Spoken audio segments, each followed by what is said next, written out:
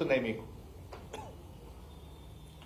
రైతులకు బేడీలు వేసి అవమానపరిచినటువంటి రేవంత్ రెడ్డి ప్రభుత్వం ఇవాళ రైతు భరోసా విషయంలో కూడా రైతుల్ని నేరస్తుల్లా భావించడం ఇది చాలా దారుణమైనటువంటి విషయం. మీ దగ్గర అన్ని వివరాలు ఉన్నాయి కదా, మీ వ్యవసాయ శాఖ అధికారులు ఉన్నారు కదా, వ్యవసాయ శాఖ అధికారులు పోయి చూసుకోమనండి. ఎందుకు ఇలా రైతుల్ని మీరు ఒక దోషిలాగా నిలబెట్టే ప్రయత్నం ఎందుకు చేస్తున్నారు? ఎందుకు రైతులను దరఖాస్తుల పేరు మీద అవమానపరిచే ప్రయత్నం చేస్తున్నారు? అన్నదాతలంటే అంత అలుసెందుకు అని నేను రేవంత్ రెడ్డి గారిని అడుగుతా ఉన్నాను. అంటే మీరు మళ్ళీ రైతులను కార్యాలయాల చుట్టూ తిప్పే ప్రయత్నం, కాంగ్రెస్ నాయకుల చుట్టూ తిప్పే ప్రయత్నం, పైరవకారుల చుట్టూ తిప్పే ప్రయత్నానికి మీరు పాల్పడతా ఉన్నారు. అంటే రైతులు మళ్ళీ పైరవకారుల చుట్టూ, కాంగ్రెస్ నేతల ఇండ్ల చుట్టూ, కార్యాలయాల చుట్టూ తిరగాలనా?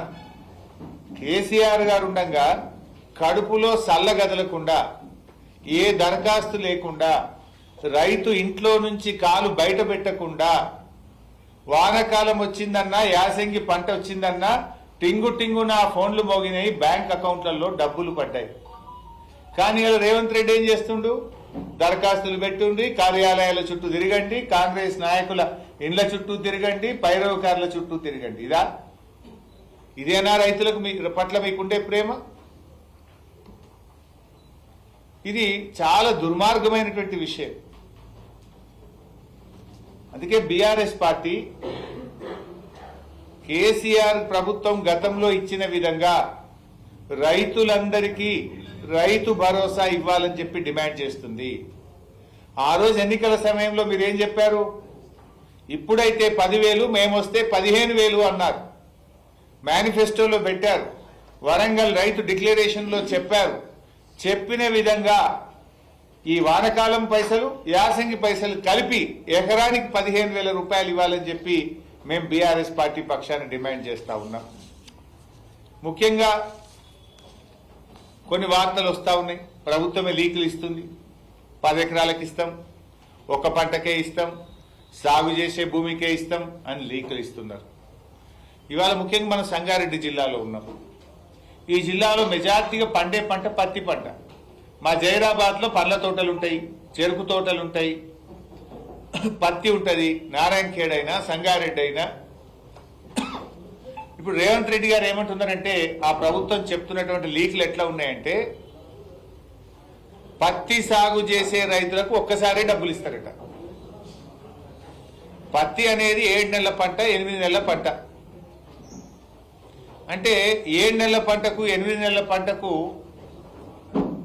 రెండవ పంట జనరల్గా సాగు చేసే అవకాశం ఉండదు. వాళ్ళకు ఒకటేసారి డబ్బులు ఇస్తామంటున్నారు. చెరుకు పంట అది సంవత్సరం పంట, ఒకేసారి డబ్బులు ఇస్తారట. పసుపుకు ఒకేసారి ఇస్తారట, అల్లంకు ఒకేసారి ఇస్తారట. అంటే దీన్ని బట్టి రైతులు నష్టపోతారు. ముఖ్యంగా పండ్ల తోటలు, ఆయిల్, పామాయిల్ కానీ ఇవన్నీ పంటలకు కూడా ఒకేసారి డబ్బులు ఇస్తామంటే ఇది రైతు నోట్లో మట్టి కొట్టడమే. ఇవాళ మన రాష్ట్రంలో 1,50,00,000 ఎకరాలు వానకాలంలో సాగైతుంది. యాసంగికి వచ్చేవరకు ఏమవుతుంది? 50 లక్షల ఎకరాల్లో పత్తి సాగు చేసేటువంటి రైతులు యాసంగిలో పంట వేయరు. ముఖ్యంగా పత్తి ఎక్కడ సాగు చేస్తారు? ఆదిలాబాద్ జిల్లా, సంగారెడ్డి జిల్లా, కొంత పార్ట్ ఆఫ్ నల్లగొండ, ఖమ్మం జిల్లా, ఇట్లాంటి జిల్లాల్లో పత్తి సాగు ఎక్కువగా ఉంటుంది. పత్తి సాగు చేసే రైతులంతా కూడా చిన్న సన్నకారు రైతులే, ముఖ్యంగా గిరిజన దళిత రైతులే. ముఖ్యంగా ఖమ్మం, ఆదిలాబాద్లో ఉండే గిరిజన రైతులే పత్తి సాగు చేస్తారు. దళిత రైతులే ఎక్కువగా సాగు చేస్తారు. సాగునీటి సౌకర్యం లేని రైతులే పత్తి సాగు చేస్తారు. అంటే కాంగ్రెస్ పార్టీ 50 లక్షల ఎకరాల్లో పత్తి పండిస్తున్న దళిత గిరిజన రైతుల నోట్లో మట్టి కొట్టే ప్రయత్నం చేస్తున్నది.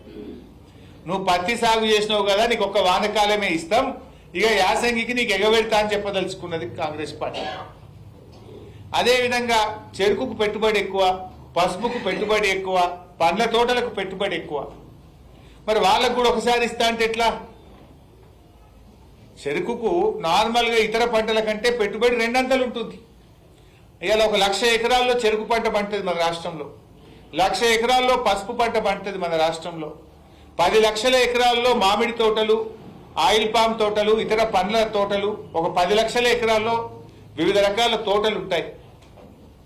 ఇలా కంది దాదాపు 10 లక్షల ఎకరాల్లో తెలంగాణలో కంది సాగైతుంది. కంది కూడా సింగిల్ క్రాప్ 8 నెలలు 9 నెలలు పడుతుంది. ఇక నువ్వు కంది వేసినావు కదా నీకు ఒకటేసారి రైతు భరోసా, నువ్వు పత్తి వేసినావు కదా నీకు ఒకటేసారి రైతు భరోసా, నువ్వు చెరుకు వేసినావు కదా ఒకటేసారి రైతు భరోసా, నువ్వు పసుపు వేసినావు కదా నీకు ఒకటేసారి రైతు భరోసా, నువ్వు పండ్ల తోటలు పెట్టినావు కదా నీకు ఒకటేసారి రైతు భరోసా అని ఇలా రైతుల నోట్లో మట్టి కొట్టే ప్రయత్నం చేస్తా ఉంది. రైతు భరోసా పేరిట కోతలు పెట్టే ప్రయత్నం చేస్తున్నది ఇవాళ కాంగ్రెస్ ప్రభుత్వం. ఇది ఎక్కడ న్యాయం అని అడుగుతా ఉన్నా. ముఖ్యంగా ఈ పత్తి కానీ కంది కానీ హార్టికల్చర్ పండించే రైతులు దళిత గిరిజన రైతులు ఎక్కువ ఉంటారు. రాళ్ళు రప్పలకి ఏమని మాట్లాడుతున్నారు. ఎవరుంటారు? కొండలు గుట్టల్లో సాగు చేసేటోళ్ళు ఎవరు? పోడు భూముల సాగు చేసేటోళ్ళు ఎవరు? కొండలు గుట్టల్లో పోడు భూములు సాగు చేసే రైతులు గిరిజన రైతులు. అంటే మీ టార్గెట్ ఏంది? గిరిజన రైతులు అంటే మీకు గిట్టదా? గిరిజన రైతులకు రైతు భరోసా ఎగ్గొడదామనుకుంటున్నారా? మీ ఉద్దేశం ఏంది అని మేము అడుగుతా ఉన్నాం.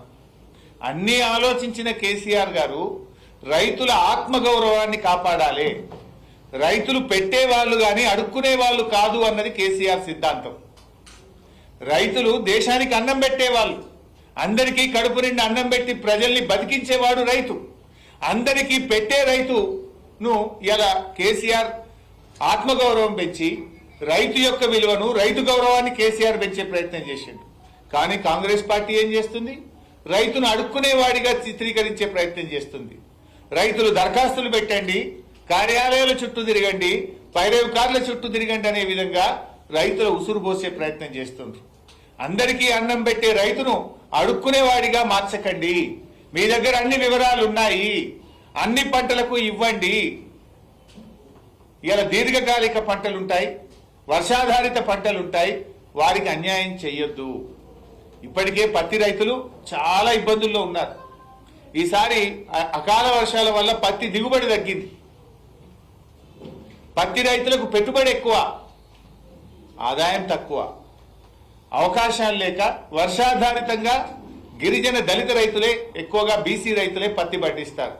ఇవాళ నువ్వు ఆ రైతులకు అన్యాయం చేసే ప్రయత్నం చేస్తున్నావు. ఇవాళ ఎల్లుండి 4వ తారీఖు కేబినెట్ మీటింగ్ లో డిసైడ్ చేస్తామని లీకులు ఇస్తా ఉన్నారు. ఒకవేళ పత్తి రైతులకు కానీ, కంది రైతులకు కానీ, హార్టికల్చర్ రైతులకు కానీ మీరు అన్యాయం చేస్తే తస్మాత్ జాగ్రత్త అని చెప్పి హెచ్చరిస్తా ఉన్నాం. రైతు లోకం తిరగబడుతుంది అని చెప్పి హెచ్చరిస్తా ఉన్నాం. జరిగే పర్యవసానాలకు ప్రభుత్వం బాధ్యత వహించాల్సి వస్తుంది అని హెచ్చరిస్తా ఉన్నాం.